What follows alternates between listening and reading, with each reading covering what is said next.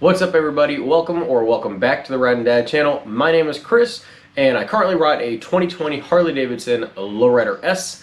Today's video is coming up right after this intro. Riding down a YouTube channel, it's the riding down a YouTube channel, it's the riding down a YouTube channel, it's the riding down a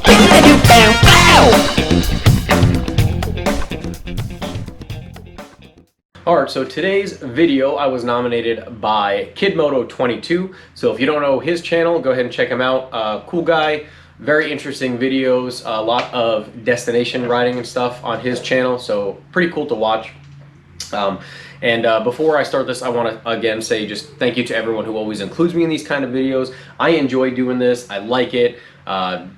We have like a YouTube family going on of people supporting everybody, and I think that's very cool. So, okay, questions. There's 7 questions I'm going to answer, and at the end of it, I have to nominate 3 people to continue this. And I forget who tagged Kid Moto in it, but again, thank you. So, here we go. Question 1, what inspired me to buy my first motorcycle? Okay, so those of you who have been long-term followers or subscribers of the channel, you would know that my first bike ever was a GSX 500. It was okay.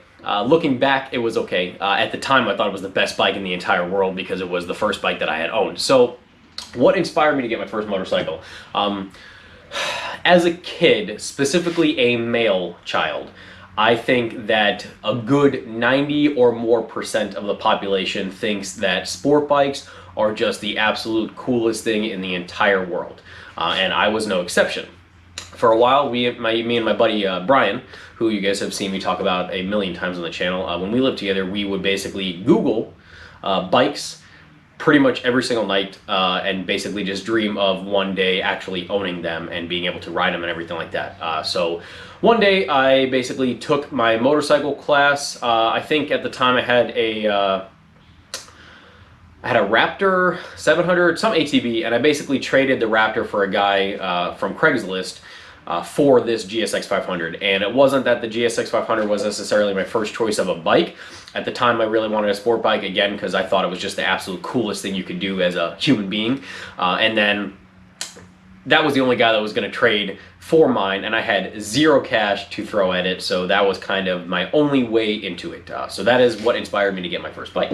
What type of riding do I prefer? Group, solo, twisties, straight? Okay, so I can kind of go both ways on this. Originally, when I went to North Carolina and rode all of the twisties, I really thought I was only going to like twisties and be very upset when I came back to Florida to ride straight roads. That was actually not the case. I took my bike out a few days ago and I can go for both. So if I want to have fun, twisties 100% of the time.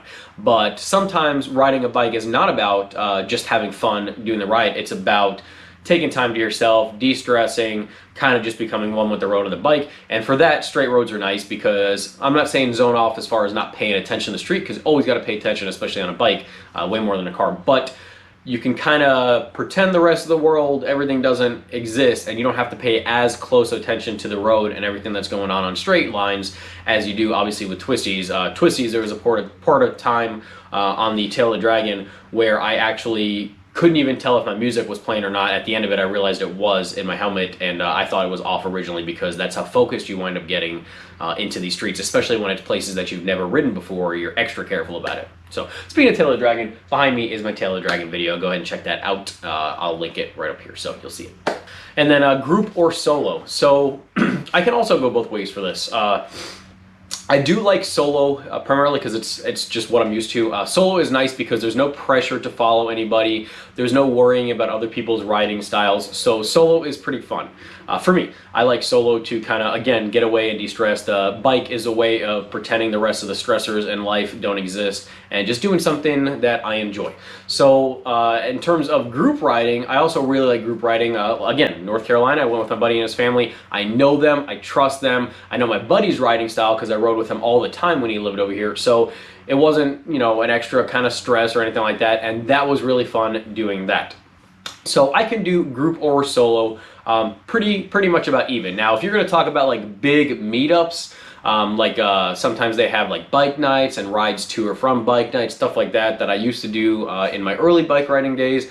Those I don't really like anymore because almost, and I'm sure you've heard a million people on YouTube talk about this or in person, almost inevitably every time you get a big ride group kind of setting like that, especially with like sport bike riders for whatever reason, pretty much every time at least one person is going to be injured or go down in some fashion because there's a lot of testosterone going kind of thing. You know, everybody wants to keep up with everybody and prove that they know how to ride better than the other person and stuff, and there's a place and a time for that. And large group rides where there's, you know, 30, 40 plus people, most of which you have never met in your life, definitely not the place for it. So I don't really like those.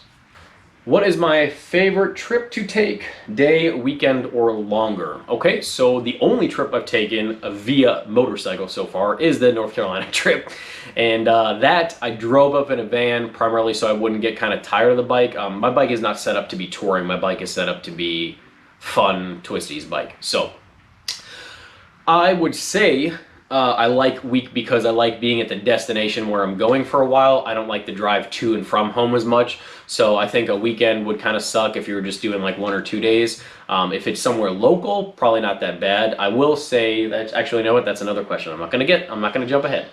So probably weekish, if not longer, would be like my ideal trip to take, although I have limited experience doing any of those besides my North Carolina, which was about 4 days. What is my favorite destination? So you guys are probably going to be super surprised at this answer, but North Carolina. So the roads, again, I have limited experience out of Florida with my bike, and by limited I mean the only place I've ever been was North Carolina and Georgia, and we only touched on spots of Georgia. While I've driven in places of Georgia with the car, overall I feel like North Carolina was the best that I've ever been to for motorcycles. Almost everybody in a car got out of the way. It was a polite thing, it wasn't like a road rage, but there's kind of turn off and runoffs at pretty much all the corners in these mountain areas, and cars would see that bikes were behind them. Obviously bikes can go a lot faster on these corners and mountain roads than the vehicles, so the cars would just kind of pull off and wave them down and you wave at them, and you know, and it's just a very the culture there, or at least the riding or the driving style of these people, is very conducive to motorcycle riding and having fun on motorcycles. So it was just a blast to be there and see the people getting along with motorcyclists, which is usually not how it goes in most of the world. So North Carolina by far. What is the biggest lesson motorcycling has taught me? I thought about this one for a while, and I'm still not even sure I really like my answer, but here goes. Motorcycling has taught me that it's not about where you're going. It's not about the, you know, sometimes you look forward so much to something and then it's there and then it's over. So what motorcycling has taught me, besides, you know, like little, obviously being safe and how to be a better driver, as an overall kind of life lesson, motorcycling has taught me to enjoy the ride, enjoy how you get there, and enjoy the process of it. So I love working on the bike. I am one of the weird people that enjoy cleaning the bike. I like getting places. I like fixing the bike up for something. Hopefully this bike really never breaks too much, but if something were to break, I would enjoy fixing it and getting it back on the road and stuff. So, okay, do I have any words of wisdom for new riders? Yes and no. Partially no, because I don't feel like I am really any more qualified than anybody else to tell anybody anything with motorcycling. So I will, you know, so take this with a grain of salt. But I would say to just really, and this is what everybody says, but don't start out on too big of a bike. Don't get ahead of yourself. Whatever you think you know, you probably don't. If you think you know 50% of everything there is to know, you probably know 10%. If you think you know 10%, you probably know 2%. There's always that whole you don't know what you don't know thing, and it's so true with motorcycles. I said I got started on a GSX 500, which was I feel like a decent beginner bike, although some stuff was wrong with it, but a size-wise good beginner bike for me. And then, of course, being a guy in my young teen years, that wasn't good enough, so I got a Hayabusa, I think like 2 or 3 months directly after that. And I love that bike. I want to get another Busa. Not a good bike for somebody with as little riding experience as I had at the time. So, my experience, and again, take this with a grain of salt, I would pass on to new riders, is just to not start with a bigger bike and really try to take the first year or two and just get really acquainted and ride the piss out of whatever smaller bike you get, because it's going to help you in the long run. It's going to keep you safer, and you don't know what you don't know. And I want to add on to this too. A lot of people think that buying used is automatically the cheapest way to go with bikes, and sometimes yes, but you got to really look, because sometimes the bike that you want might actually be pretty cheap compared to what a used one is going for, and that used one might be really just run down and just kind of a pile of crap, and it's going to cost you as a new rider way more time and effort trying to get it roadworthy to where you enjoy it, and you're going to wind up probably getting discouraged with it, and it's just going to ruin being a new rider for you altogether. Do I have any planned destination rides? No, not right now. We're expecting a new kid as of this video in about 3 months. So really not planning on going anywhere for a long time. Part of my bucket list though is a physically on the motorcycle, not like a hotel van kind of transport thing. On the motorcycle from where I'm at in Florida. Hopefully I would like to do this with either my buddy Brian or even more people that I know. Maybe his family will go or whatever, but maybe meet somewhere in the middle between here and West Virginia and take a ride to Wisconsin, the factory where they do all the Harley tours and everything. Take the tour, be like the ultimate kind of Harley trip, and then we're back. I think that'd be really cool to drive through the states on the motorcycle, go to a part of the world or part of America that I've never seen before, do the whole Harley touristy thing, and ride back. I think it'd be a very cool experience to do, and who knows when we'll get to do it. I've talked to Brian about it before. He thinks that'd be cool.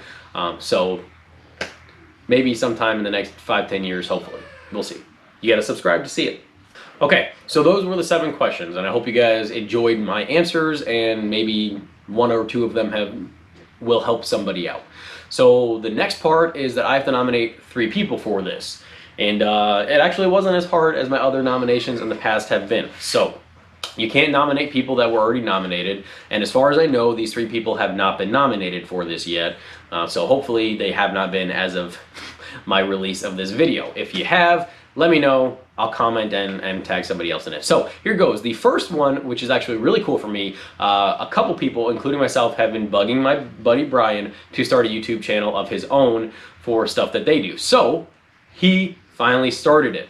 I told him I had some of the best subscribers and watchers and most active audience, so don't prove me wrong. Support him like you guys support me. If you enjoy my content, I'm sure you will enjoy his. He doesn't have any videos as of yet. He's just getting shipments in of all his camera stuff, and he's planning out his, what videos he wants to make. So they will be coming up soon, but do me a favor, subscribe to him. Follow everything that he's got going on, and make sure you're subscribed in preparation for his first video. That way he's already got people watching his stuff, and it's going to make him more motivated to post more stuff as well.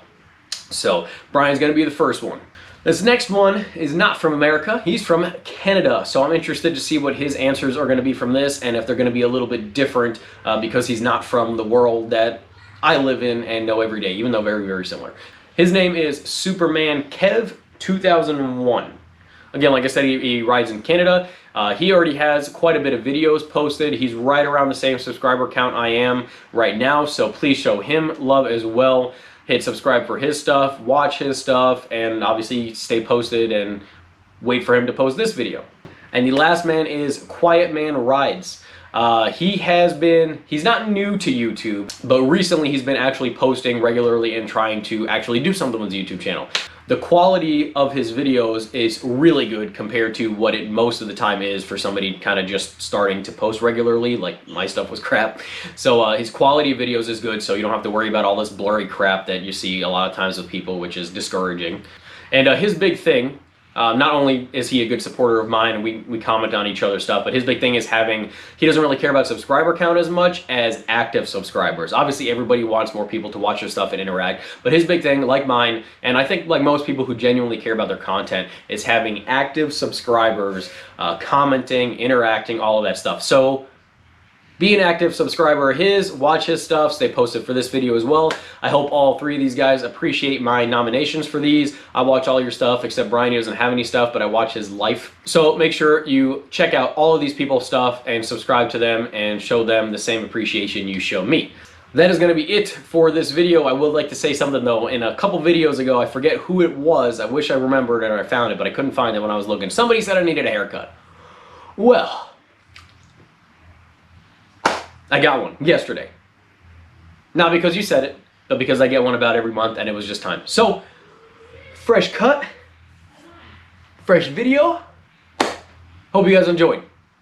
Please hit the subscribe button, like this video, comment on this video, turn my post notifications on so you can get notifications every time a new video comes out.